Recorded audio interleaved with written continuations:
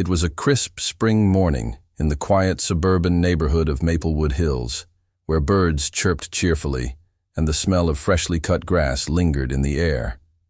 The cul-de-sac where Rachel Monroe lived was a place where everything seemed in order.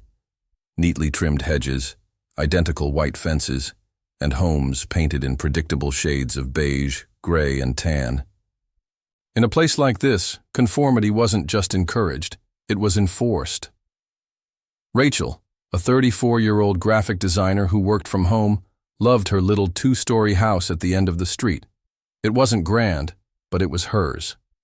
After her divorce 2 years earlier, she had poured her energy into renovating it. New shutters, a cozy front porch swing, flower boxes overflowing with petunias, and a backyard vegetable garden.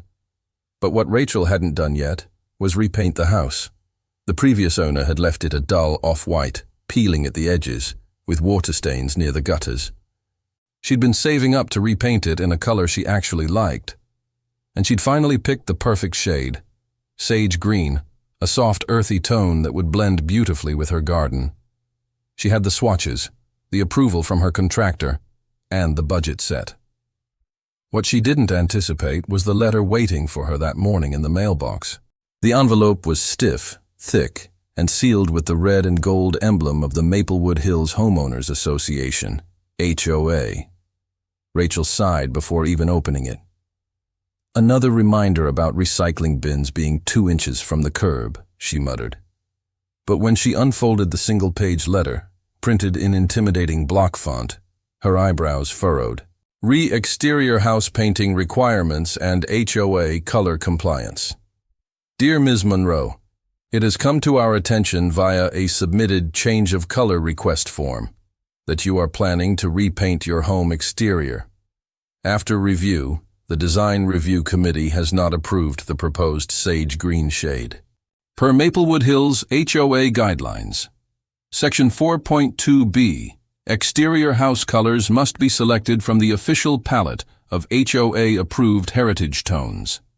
Given the current lack of color variation in your block, the committee has selected Rose Blossom Pink, code FFB6C1, for your home. This choice is final and must be adhered to within 90 days, or face a daily fine of $150. Respectfully, Diana Halverston, President, Maplewood Hills HOA. Rachel read the letter 3 times. Pink? They wanted me to paint my house pink?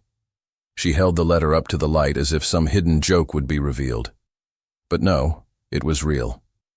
Her HOA, a group of 9 mostly retired neighbors with an overzealous sense of control, had dictated a color, and not just any color. Pink. She stormed into her kitchen, letter in hand, and called the HOA office. Maplewood Hills, HOA, this is Janice. Hi, Janice. This is Rachel Monroe. I just received a, notice about my house color? Oh, yes, Ms. Monroe. We had your request reviewed last Friday. And? You want me to paint it pink? Well, Rose Blossom Pink, Janice corrected, as if that made a difference. It's quite charming, and it's within the seasonal palette. Rachel bit back a laugh. It's a house, not an Easter egg. She hung up in disbelief and stared out at her quiet street. The houses all looked nearly identical. Was that what the HOA wanted? Total control? That evening, Rachel shared her story in the neighborhood Facebook group. She didn't expect much, but to her surprise, the post exploded. Comments poured in. They made my neighbor repaint his door because it was too red. This HOA is out of control. You should fight it. They can't force you to do that, can they?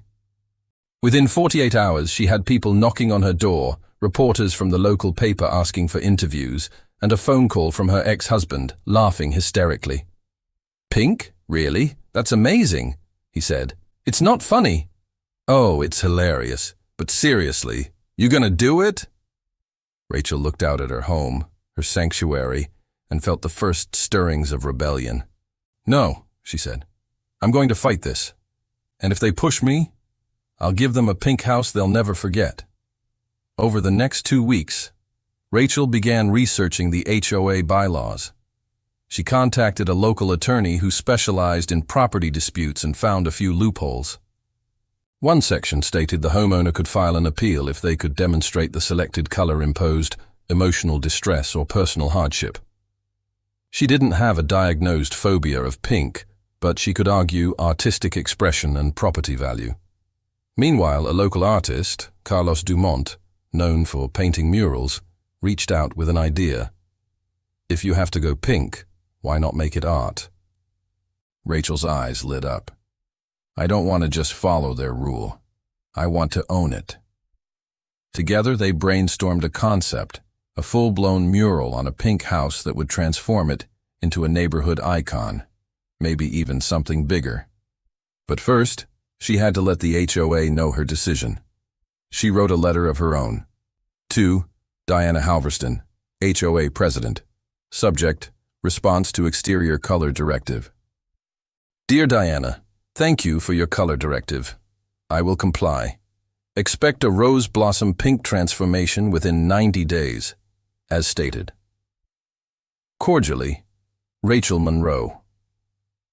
But she didn't mention the 10-foot flamingo she'd already ordered for the front lawn, or the mural sketches being prepped in Carlos's studio. That would be a surprise for another day. The day the painters arrived, the cul-de-sac looked like it was hosting a 4th of July parade. Neighbors lined their lawns, some holding coffee mugs, others recording with their phones, watching as gallons of rose blossom pink were unloaded in giant buckets from a flatbed truck. Rachel Monroe stood proudly on her porch, her arms crossed, sunglasses on, and a mischievous smile tugging at her lips. The HOA had wanted pink. They were getting pink, but not the subdued, tame pink of suburban fantasy. Hers would be legendary. It began with the base coat. 4 professional painters in white jumpsuits spent 3 full days transforming the formerly pale off-white house into a vibrant shade of bubblegum. Children gawked. A couple of older residents looked away in horror. But that was only phase 1. On day 4, Carlos Dumont pulled into the driveway with his paint-splattered van and a giant sketch pad under one arm. Carlos was known in town for his murals, urban cityscapes, graffiti-styled portraits, even a few controversial public installations. His presence alone was enough to make the HOA nervous. Together with Rachel, they unveiled the plan. A towering mural across the left side of the house, a phoenix bursting through a wall of roses, wings outstretched, painted in bold shades of crimson, gold, and fuchsia. The back of the house would feature a winding vine of wildflowers, and the front porch steps would be painted to resemble a pink piano keyboard.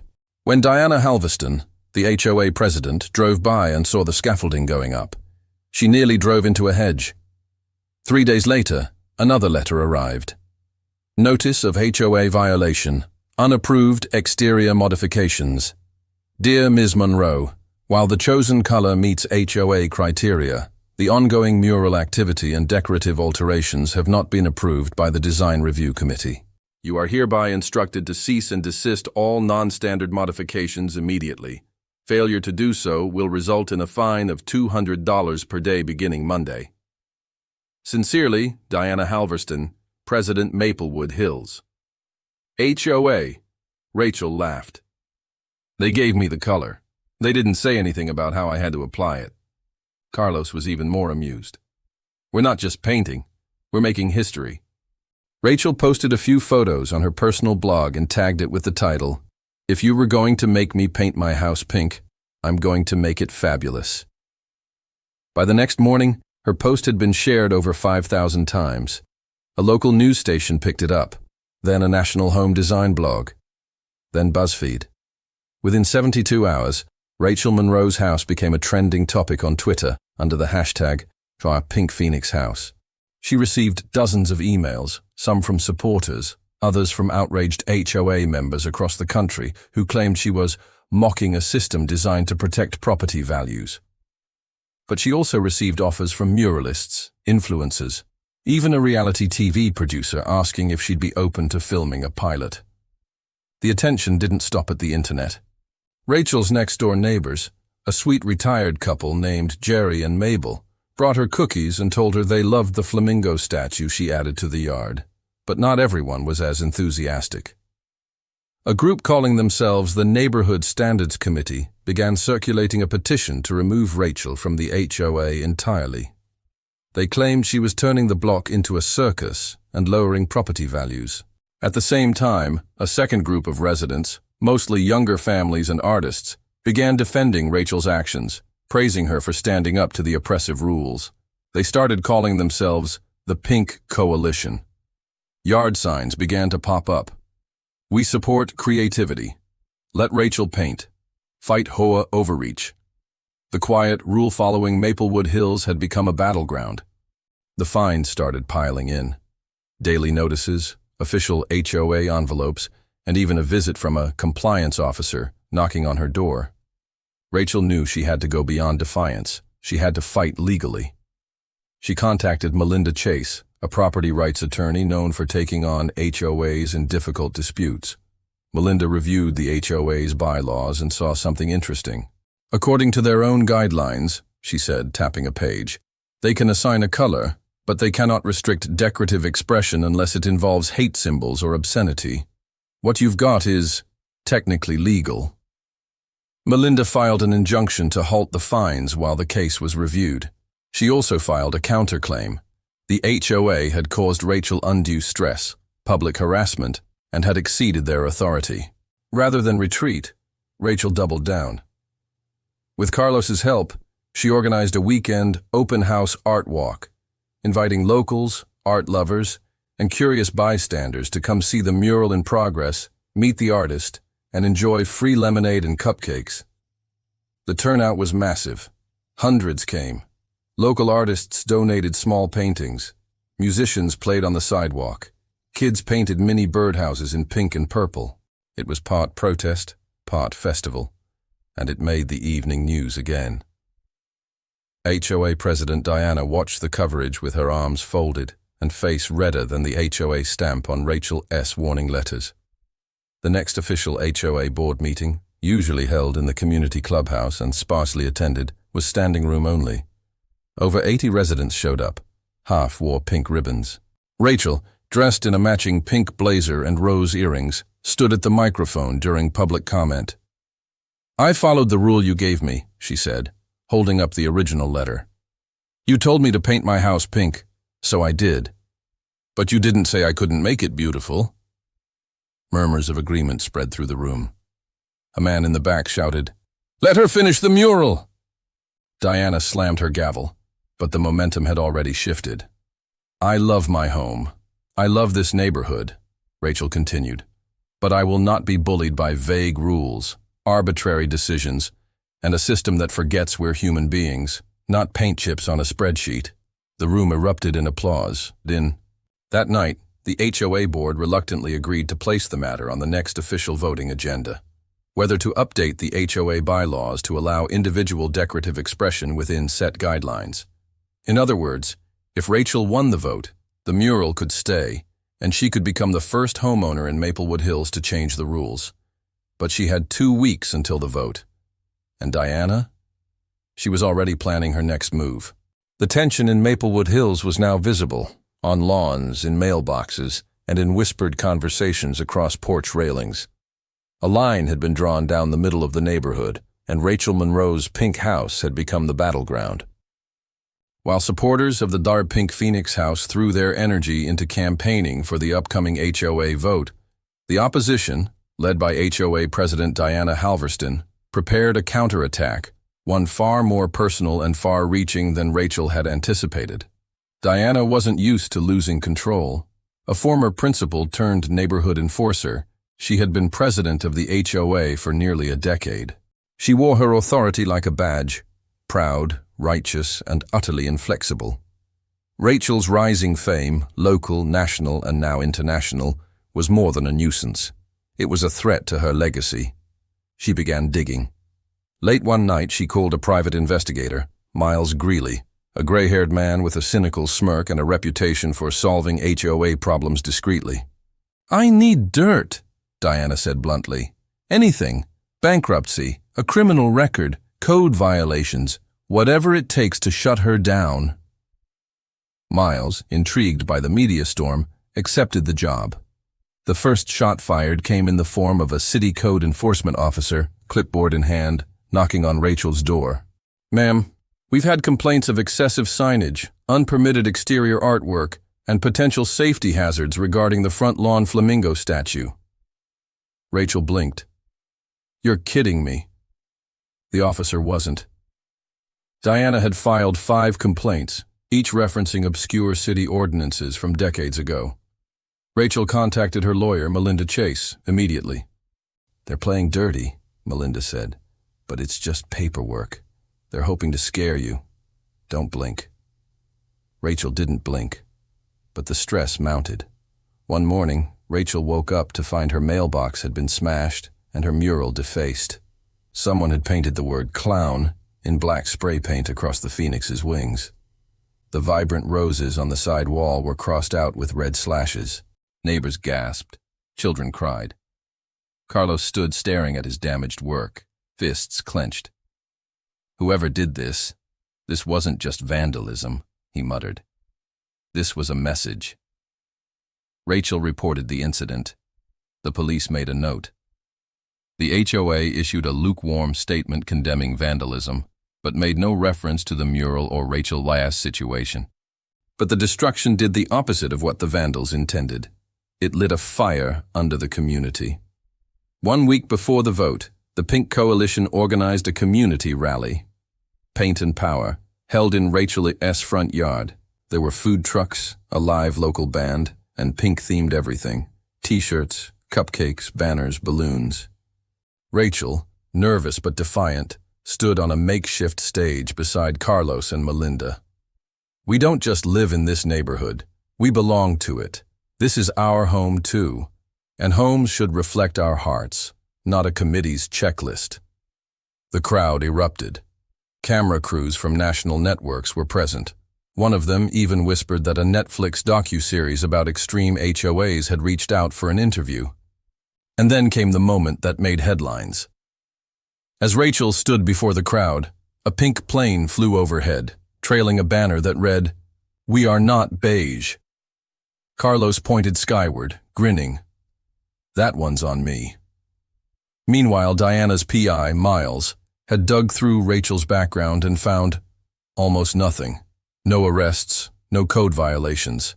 She paid her taxes, volunteered, even taught art at a local kids' summer camp. But then, something small. An email, buried in a public community forum from 3 years ago.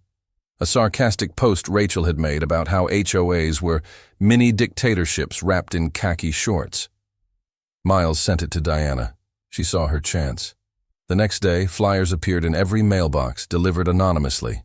The headline, "Do you really want her changing our community?" It featured the quote, "HOAs are mini dictatorships."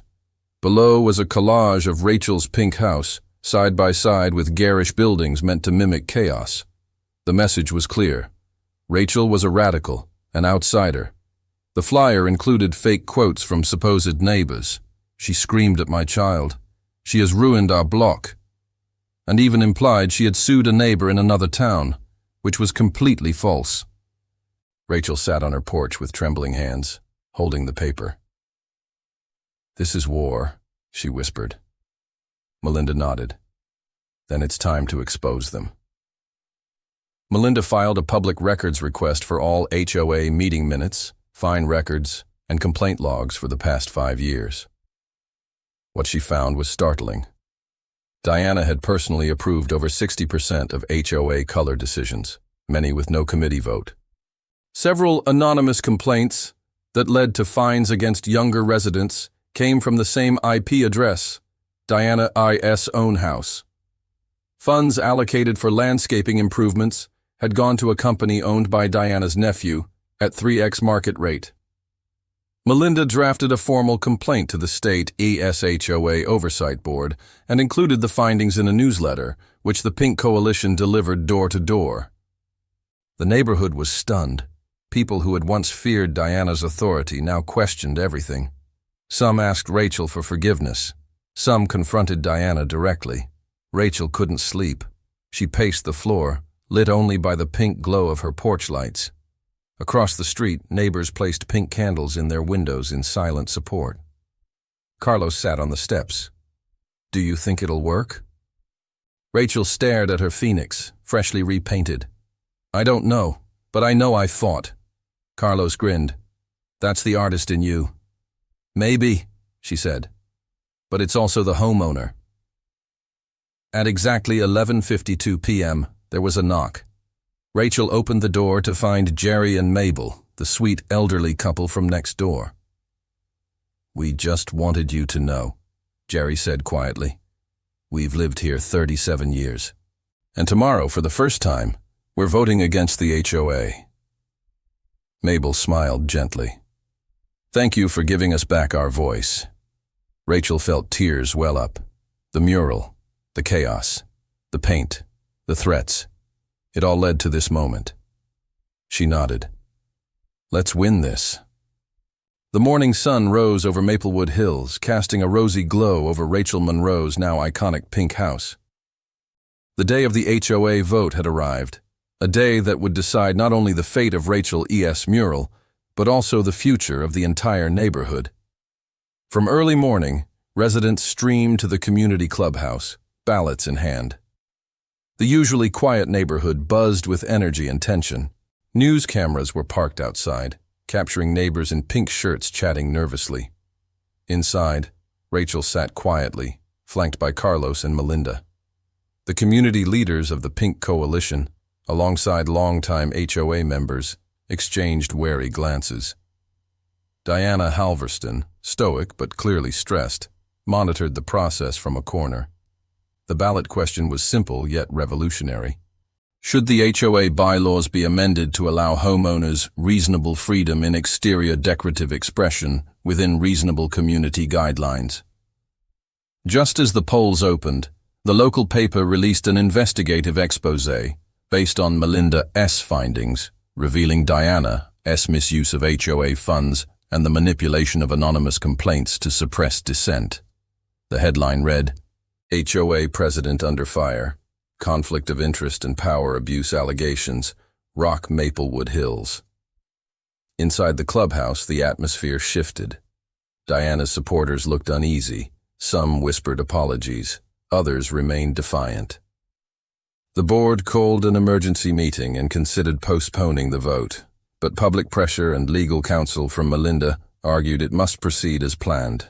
Before the final votes were tallied, Rachel was invited to speak. She stepped onto the podium, her heart pounding, but her voice steady. "I didn't start this fight for a mural, or even for my house," she said. "I started it because every homeowner deserves the right to express themselves, to make their home a reflection of their soul, not just a property on a spreadsheet." She gestured toward the pink phoenix blazing on her wall. "Like this bird, we can rise from the ashes of outdated rules, stronger and more beautiful than before." The room burst into applause. Minutes later, the HOA secretary stepped to the microphone with the vote count. With 73% of votes cast in favor, the motion to amend the bylaws has passed. Cheers erupted. Supporters hugged, some cried. Even Diana looked downcast but said nothing. The Pink Coalition celebrated well into the night, the community transformed, united by their shared victory and a newfound respect for creative freedom. The State HOA Oversight Board launched a formal investigation into Diana's conduct. She resigned quietly 2 weeks later amid mounting pressure and community calls for accountability. Maplewood Hills elected a new, more progressive board that welcomed community input and transparency. Rachel A.S. Pink House became a landmark, a symbol of resilience and the power of one person to spark change. She continued working with Carlos and local artists to turn the neighborhood into an open-air gallery, encouraging others to express themselves while maintaining respect for shared spaces. Rachel's story was featured on national TV, podcasts, and even inspired a small documentary titled Pink Phoenix, a Homeowner's Fight for Freedom. Months later, Rachel stood with Jerry, Mabel, and neighbors on a sunny Saturday, hosting a community art festival. Children painted murals, musicians played, and laughter filled the air. The HOA had become a community association, a place where rules served the people, not the other way around. Rachel smiled, looking at the phoenix soaring across her wall. "We're all rising," she said softly.